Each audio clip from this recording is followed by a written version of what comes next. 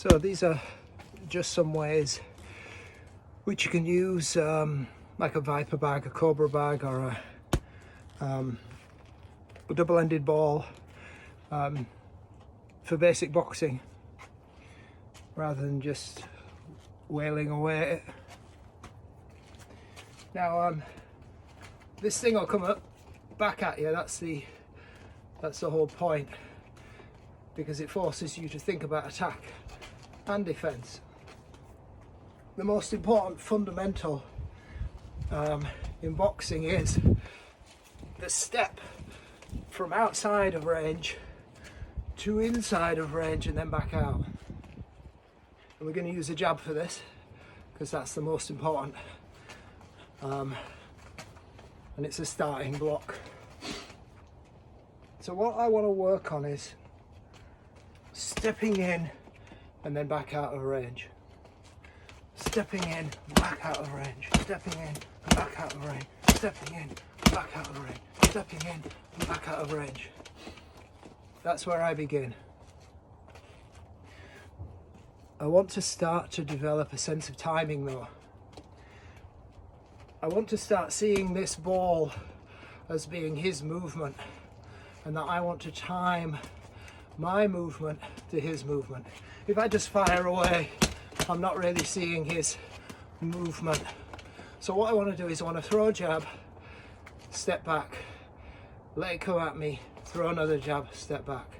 So I want to get a sense of timing, so I'm having to pick a shot. I'm not just reeling off shots. So what I want to do is I want to step in and jab, and I want to step in and jab, and I want to step in. I want to see that ball moving back and forth, and I want to get a sense of timing and rhythm. His rhythm, my rhythm.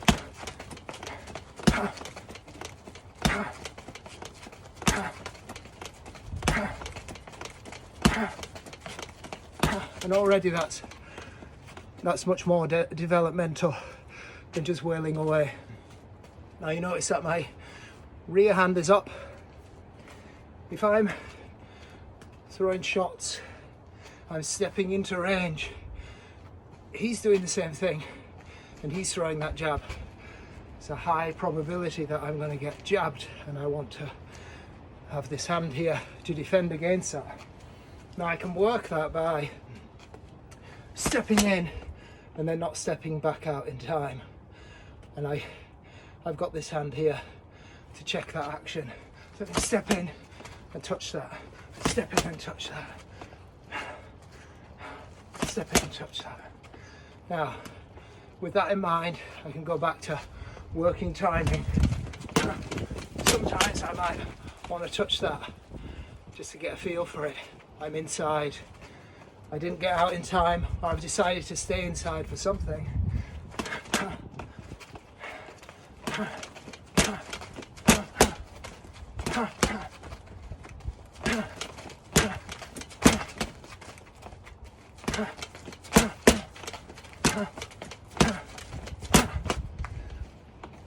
Now it's easy with that in mind. There's a jumping block to bringing in the right cross. I don't really want to be throwing my right cross from out here because I'm reaching a lot. I reach a lot. If I miss, I've created all of these options for him to attack me.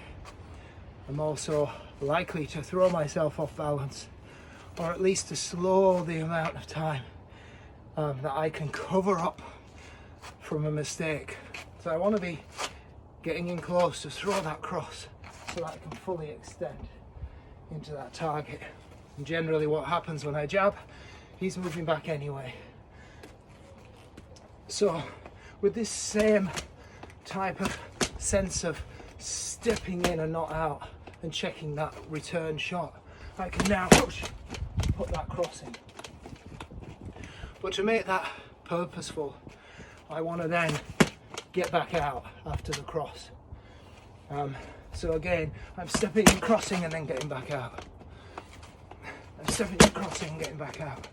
Now, getting back out after the cross is really quite difficult because my body's committed in a way it isn't with the jab. So I have to really get back. And what helps with that is to throw out that jab to close that space. And it also helps me to twist my shoulder back and get up. So if I step in, cross and back out. Step in, cross and back out. Now, I'll work that into the rhythm of that jab. Back into that rhythm. Sometimes I'm checking. Maybe sometimes I'm just jabbing. Push, push, push, push, push, push, push, push, push, push, push, push, push, push, push. Okay, so now I'm working purposefully because I'm recruiting that footwork, that most essential footwork, that defense, that positioning for the cross and back out. Now I can vary these things up. I can play on taking that kind of touch defense and starting to think about switching out.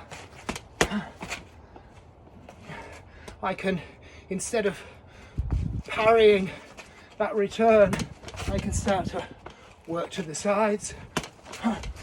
Push. I can roll,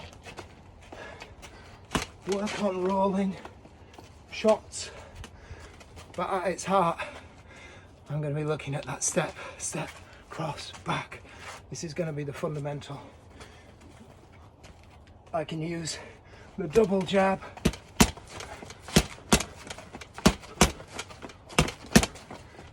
but I also want to mix in some step backs, touches. I want to keep those things going, throwing the cross too. That way, I'm starting to develop synchronicity between all of these techniques. This should be something you do a lot, and you will grow immensely from this kind of work on the Viper bag, on the double-ended bag, as opposed to just standing there and wailing on it. It's not so easy on heavy bags and water bags and stuff. You don't get the same movement, but the principles are the same. What I want to do when I've got the space, which I don't really have here, is to work also on that sense of being able to circle, circle, circle, circle, circle, circle, circle, circle. And to build all of those techniques in off of circling too. I can work on feints, where I'm not actually shooting, but I'm distracting. But if I do this in an intelligent way, I get a sense of what's possible. I keep myself, I keep it real, I keep it true. If I, in my mind, think I can squeeze a feint off here and a jab up high, the Viper bag will tell me whether I can do that or not. Don't fantasize. If you can do it, you can do it. If you can't, you can't. I'm not fast enough. I need to think of a more intelligent way of pulling that off, you know?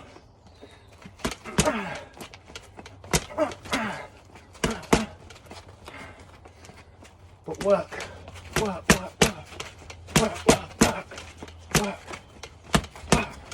A long time at this. Work.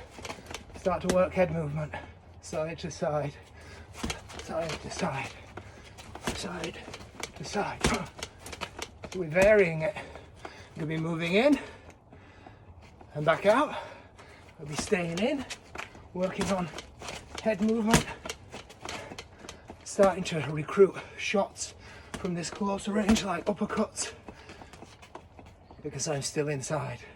Also starting to work on switching angles, which I can do with this same basic concept. So, go to work.